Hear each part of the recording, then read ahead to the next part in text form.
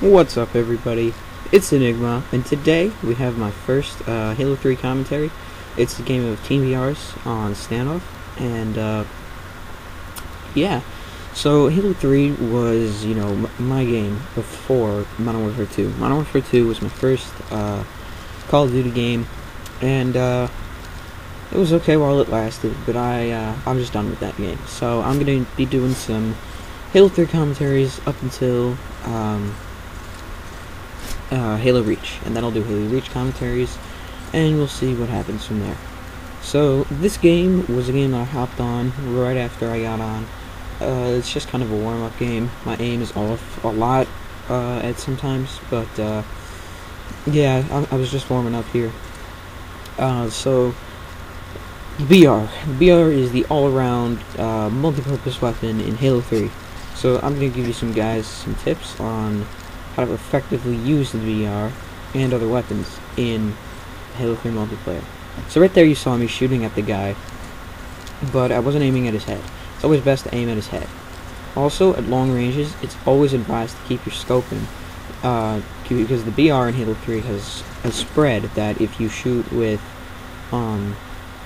just like not scoping in, it's not going to be nearly as accurate. So at long distances, it's better to go with scoping in.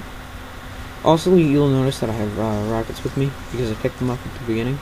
And right there you see, even though he had a bit of shields, I was able to kill him because of the headshot. Because the BR shoots a 3-round burst, so it's always good to go for the head.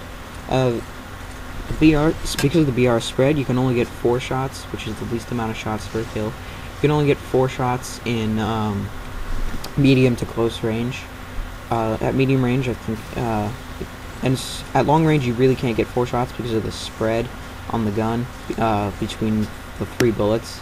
So it's not completely accurate like the Halo 2 BR. The Halo 2 BR had no spread, but in Halo 3 there is spread, and you have to lead your shots and whatnot.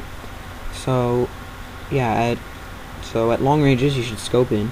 Medium and short ranges you can get 4 shots, and then at long ranges I think it's usually 5 shots if enough bullets hit. I think it's 5 shot scoped in, and then 4 shot not scoped in. So right here you'll notice how much my aim was off, but I'm just warming up. I play on a 5 sensitivity. I don't feel the need to put it any higher, but one thing that does make Halo's aiming system unique is the smoothing effect that Bungie has put on it. And smoothing is basically I think it was described as like when it's less twitch, shall we say.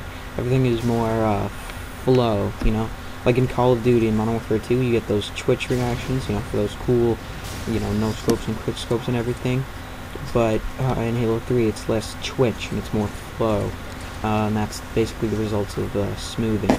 So right there was my second death. That's my last death of the game. Not gonna spoil the score. But yeah, other than that,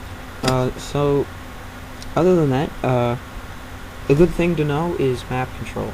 So right here you see me pick up the active camo, and I knew it was there because it's easy to just check where the weapons spawn and all the good equipment. Just check where they are, where they spawn once in a while, and if they're there, well, then it's good because you can use them. And right here you see me pick up a shotgun, and I exchange it for my AR. So it's always good to have a backup weapon, because in extremely close ranges it's kind of hard to use a BR and win the fight if the other person using an AR. So right here, also, even when you're shooting them from behind, you should aim for the head.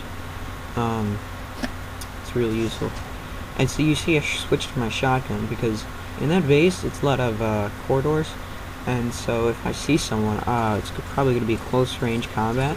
So I generally like to switch to a closer range weapon, like the shotgun.